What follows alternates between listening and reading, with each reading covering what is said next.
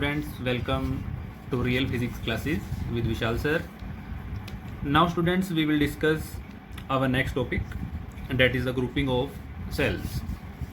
In the previous topic we will discuss about the internal resistance of the cell, that is denoted by small r. हमने पढ़ा था internal resistance के बारे में।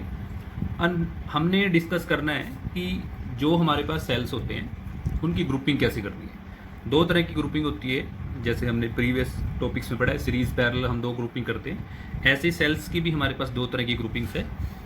तो start करते हैं। सबसे पहले हमारे पास कॉम्बिनेशन कौन सी आ जाती है, लेट हमने डिस्कस करने हैं सेल्स इन सीरीज।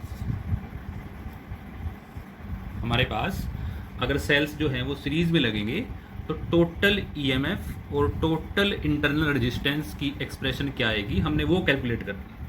तो सीरीज कॉम्बिनेशन के लिए कंसिडर हम कर लेते हैं, let we have two cells, one cell is EMF E1 and internal resistance of this cell is R1. This cell is connected between the terminal A and B. Another cell positive and negative, and this cell is connected between the points B and C, and this cell is of EMF E2 and internal resistance R2. In this case we have two cells E1 E2. The negative plate of first cell is connected to the positive plate of another cell, and this type of combination is called series combination or series grouping.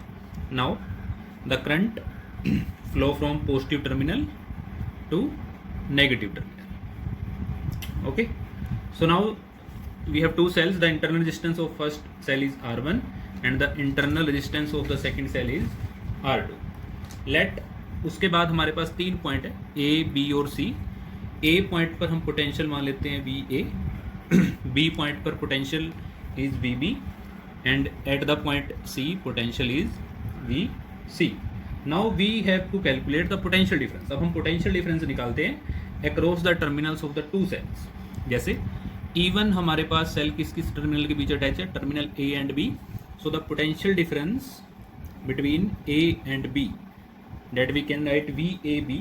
So now A point is connected to positive terminal and B connected to negative. So the A terminal has higher potential because it is connected to positive.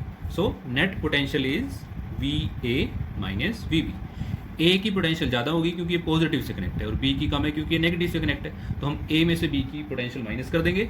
और इससे पहले जो हमने relation एक पढ़ा था, relation हमने क्या किया था, V is equal to E minus I into are.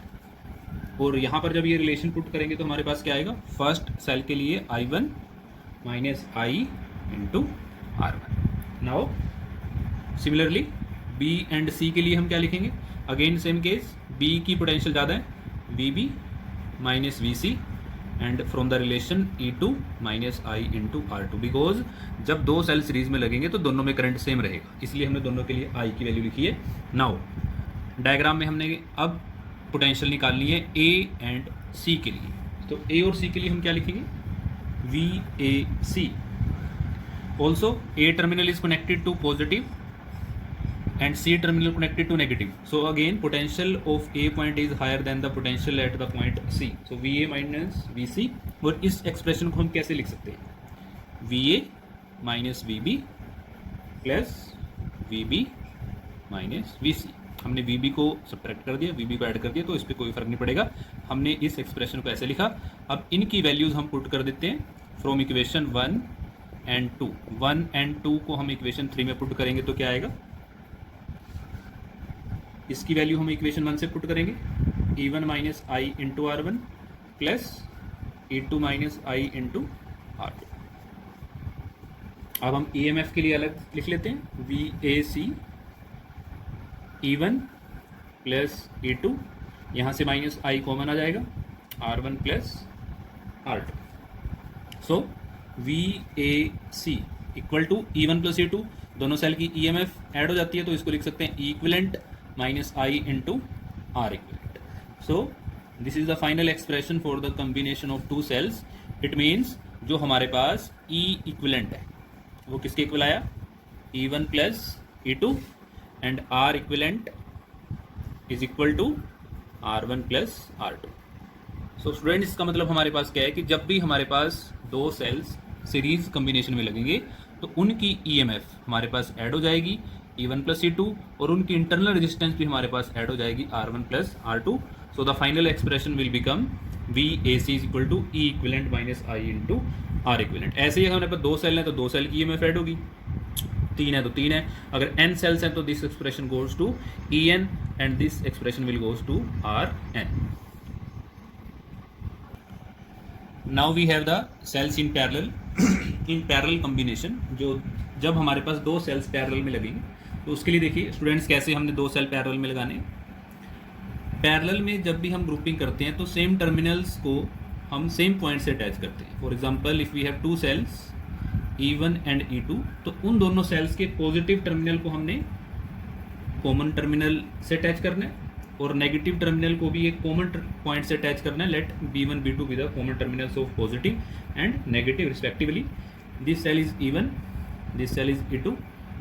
Internal resistance of cell E1 is R1, internal resistance of cell E2 is R2। Now these two cells are connected between the terminals A and terminal B. Now because these two cells are connected in parallel, so their currents are different.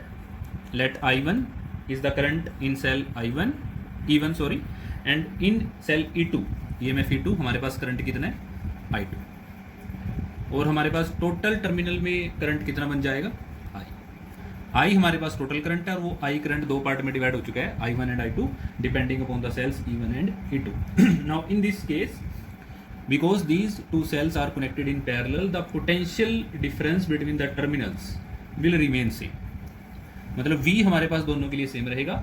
सबसे पहले हम first cell के लिए potential difference लिखते हैं। The potential difference between the terminals of first cell, पहले वाला जो सेल है जिसकी EMF कितनी है E1, उसके लिए पोटेंशियल डिफरेंस क्या होगा V। अब देखिए स्टूडेंट्स, जो पॉजिटिव टर्मिनल है वो कनेक्ट किससे है B1 से, नेगेटिव टर्मिनल किससे है B2 से, तो B1 की पोटेंशियल ज़्यादा होगी। सो VB1 माइनस VB2 जैसा हमने पिछली बार लिखा था, और इसको हम किसके लिए वो लिखेंगे E1 minus I1 into R1, क्योंकि यहाँ पे करंट भी डिवाइड हो चुका है टू पार्ट्स में। यहाँ से हम I1 की वैल्यू निकाल लेंगे।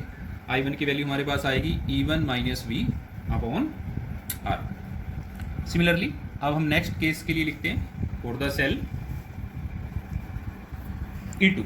सेल E2 के लिए हमारे पास पोटेंशियल डिफरेंस कितना आएगा V। अगेन V, क्योंकि पैरेलल में पोटेंशियल सेम है, वो भी वही आएगा क्योंकि B1 पॉजिटिव से अटैच है और B2 नेगेटिव से। सेल जो E2 है हमारे पास, E2 का जो पॉजिटिव टर्मिनल है वो B1 से अटैच है और नेगेटिव किससे B2 से अटैच है, तो उसके लिए भी सेम एक्सप्रेशन। तो रिलेशन में हमारे पास चेंज आ जाएगा equal to E2 minus I2 into R2, और यहाँ से हम I2 की वैल्यू निकाल लेंगे E2 minus V upon R2। सो हमारे पास I1 की वैल्यू भी आ गई है इक्वेशन 1, और I2 से हमारे पास किसकी वैल्यू आ गई है इक्वेशन 2 से। So total current will be equal to I is equal to I1 plus I2। दोनों इक्वेशन को ऐड कर देते हैं तो हमारे पास क्या आएगा E1 minus V upon R1 plus E2 minus V upon R2। इसमें हम थोड़े वेरिएबल को सेपरेट कर लेते हैं। हम इस इक्वेशन को ऐसे भी लिख सकते हैं E1 upon R1 plus E2 upon R2, यहाँ से V कॉमन आ जाएगा 1 upon R1 plus 1 upon R2। So now on the left hand side we have I and right hand side we have this quantity. थोड़ा सा हम rearrange करते हैं इसको। रीअरेंज करके हमारे पास इस टर्म कैल्शियम लेके हमारे पास क्या आ जाएगा, V टर्म को हम लेफ्ट हैंड साइड पे ले आते हैं। V R1 plus R2 R1 R2 equal to इस टर्म का भी जब एल्शियम लेके तो हमारे पास क्या आएगा E1 R2 plus E2 R1 upon R1 into R2 minus 1। इसको थोड़ा हमने रीअरेंज करके लिखा है। उसके बाद अगेन हमने V की वैल्यू निकालनी है, तो V को हम रखेंगे लेफ्ट हैंड साइड पे, बाकी क्वांटिटीज़ को राइट हैंड साइड पे जब शिफ्ट करेंगे तो R1 R2 से R1 R2 हमारा कैंसिल हो जाएगा क्योंकि ये टर्म उधर जाकर रिवर्स हो जाती है। सो हमारे पास क्या आएगा E1 R2 E2 R1 upon R1 plus R2 and minus this quantity is I। minus I into R1 R2 upon R1 plus R2.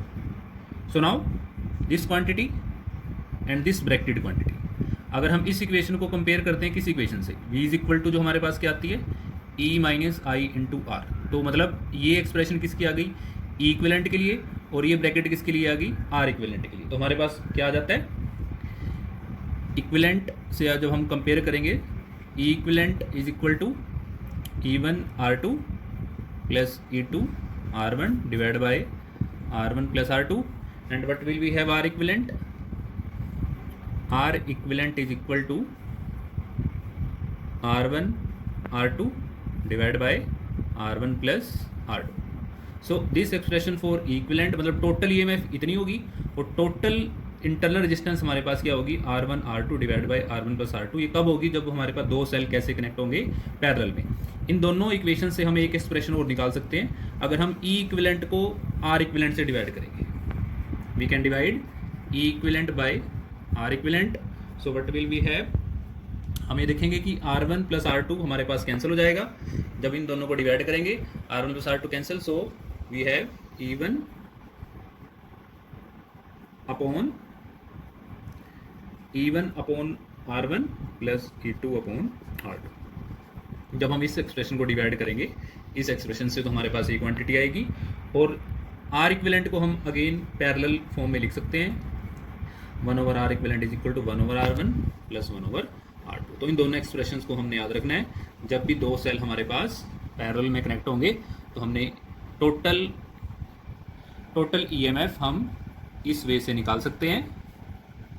अगर हमारे पास दो सेल्स, ऐसे ही हमारे पास 3 सेल भी कनेक्ट हो सकते हैं, अप टू n सेल्स और ऑल्सो भी there, but the final expression will remain same. Either in this expression we will have, if n cells are there, then En upon Rn, and for this 1 upon Rn.